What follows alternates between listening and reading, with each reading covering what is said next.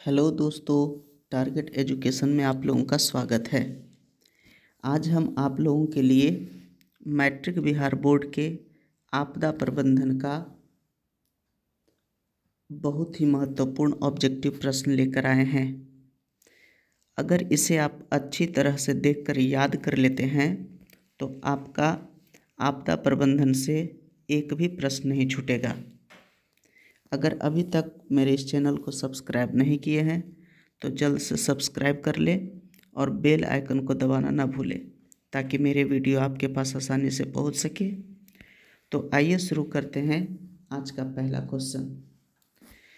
आज का पहला क्वेश्चन है, इनमें से कौन प्राकृतिक आपदा नहीं है?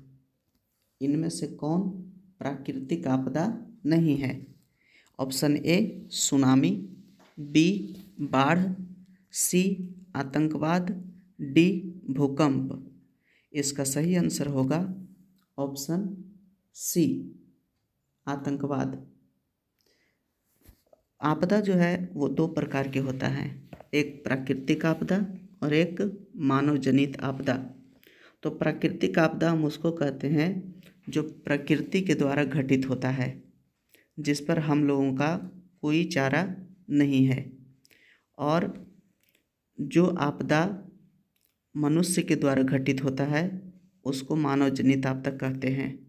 तो आतंकवाद जो है मनुष्य के द्वारा घटित होता है, इसलिए इसको हम मानव जनित आपदा कहेंगे, यानी प्राकृतिक आपदा नहीं है।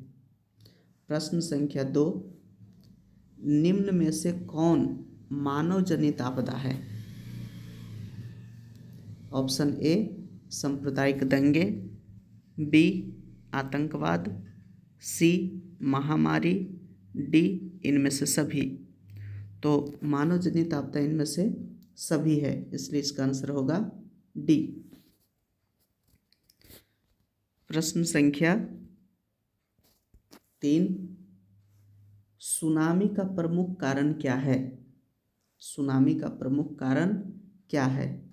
ऑप्शन ए समुद्र में भूकंप आना, बी द्वीप पर भूकंप आना, सी स्थलीय क्षेत्र पर भूकंप आना, डी इनमें से कोई नहीं। इसका सही आंसर होगा ऑप्शन ए समुद्र में भूकंप आना। जी हाँ, समुद्र में जो भूकंप आता है उसी को सुनामी कहा जाता है। प्रश्न संख्या 4, भूकंप का मापन किसके द्वारा होता है? भूकंप का मापन किसके द्वारा होता है? ऑप्शन ए सिस्मोग्राफ,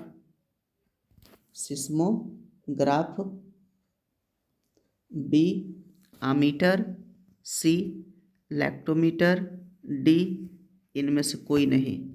इसका सही आंसर होगा ऑप्शन ए सिस्मोग्राफ। सिस्मोग्राफ के द्वारा ही भूकंप को मापा जाता है।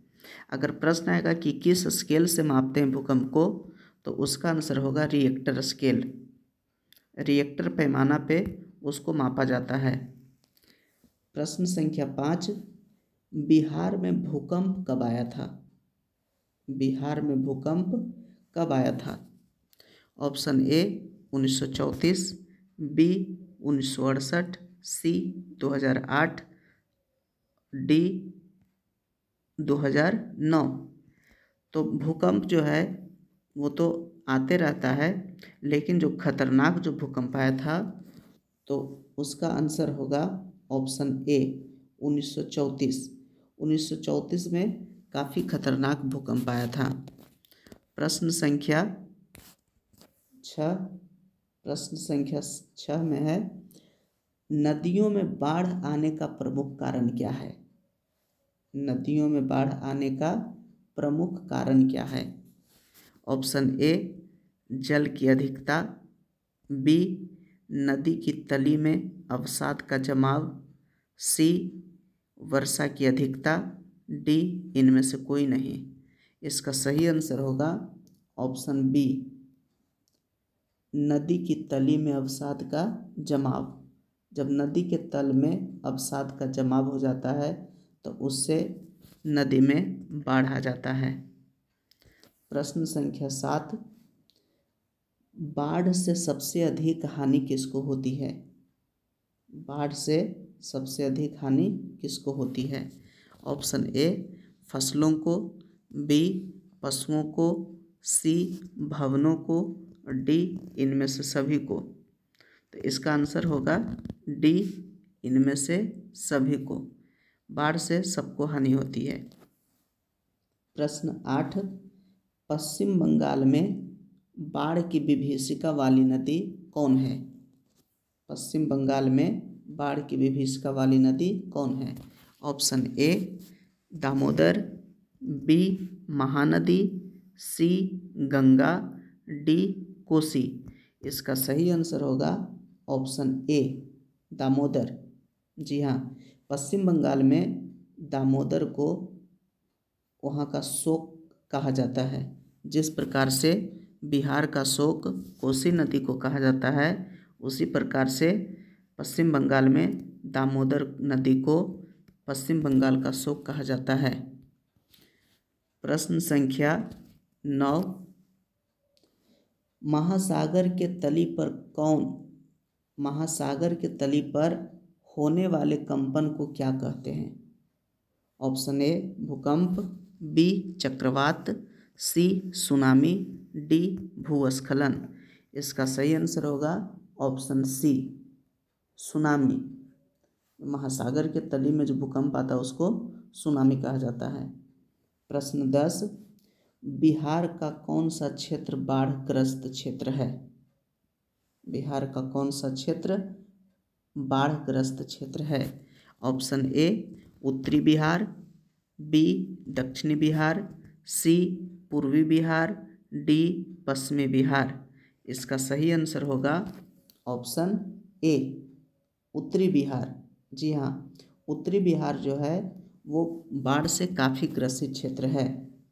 प्रश्न संख्या 11, 26 दिसंबर 2004 को विश्व के किस हिस्से में भयंकर सुनामी आया था?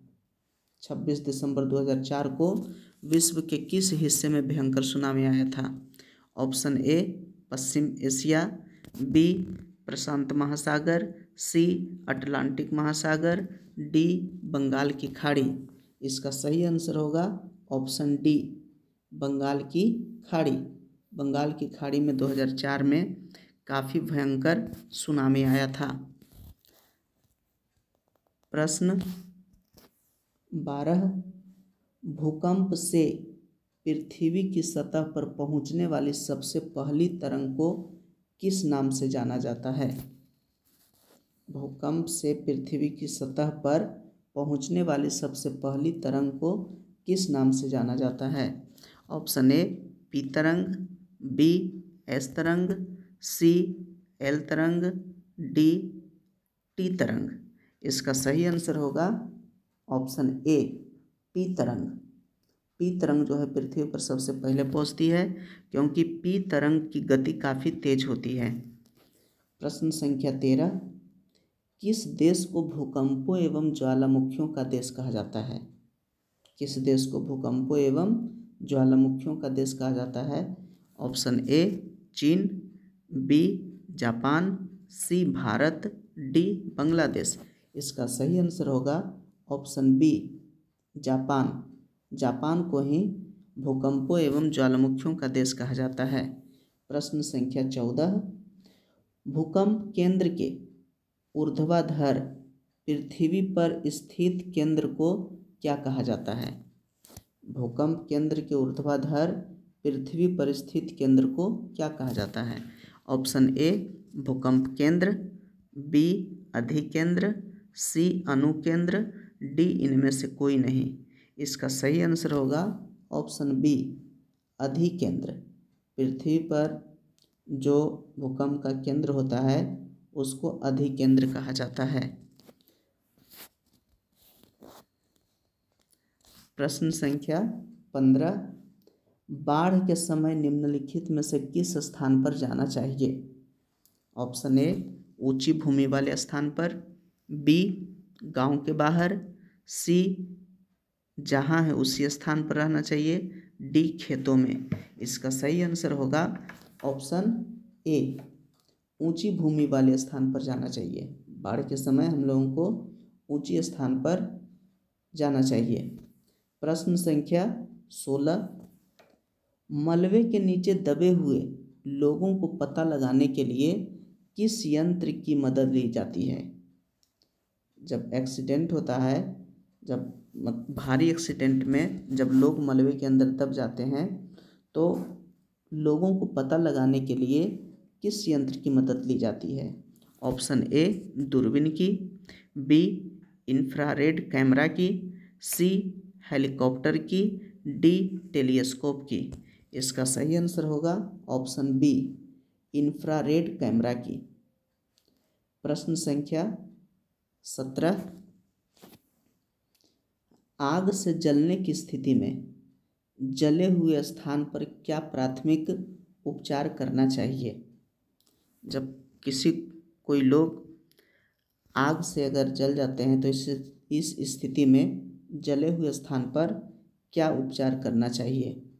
ऑप्शन ए ठंडा पानी डालना चाहिए, बी गर्म पानी डालना चाहिए, सी अस्पताल पहुंचाना चाहिए, डी इनमें से कोई नहीं। तो इसका सही आंसर होगा ऑप्शन ए जले हुए स्थान पर ठंडा पानी डालना चाहिए। ठंडा पानी डालने से जले हुए व्यक्ति को राहत मिलेगी, इसलिए उसे ठंडा पानी डालना चाहिए। प्रश्न संख्या 18, संसाधनों की खोज एवं प्रबंधन के लिए किस उपग्रह का प्रयोग किया जाता है? संसाधनों की खोज एवं प्रबंधन के लिए किस उपग्रह का प्रयोग किया जाता है? ए संचार उपग्रह, बी सुदूर संवेदी उपग्रह, सी नेविगेशन उपग्रह, डी ध्रुवीय उपग्रह। इसका सही आंसर होगा ऑप्शन बी सुदूर संवेदी उपग्रह। प्रश्न संख्या 19, सुनामी प्रभावित क्षेत्र में मकानों का निर्माण कहाँ करना चाहिए? सुनामी प्रभावित क्षेत्र में मकानों का निर्माण कहाँ करना चाहिए?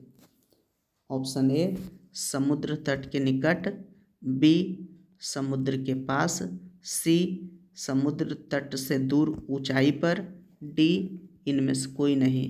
इसका सही आंसर होगा ऑप्शन सी समुद्र तट से दूर ऊंचाई पर।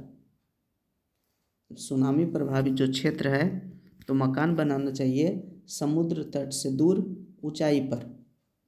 प्रश्न 20,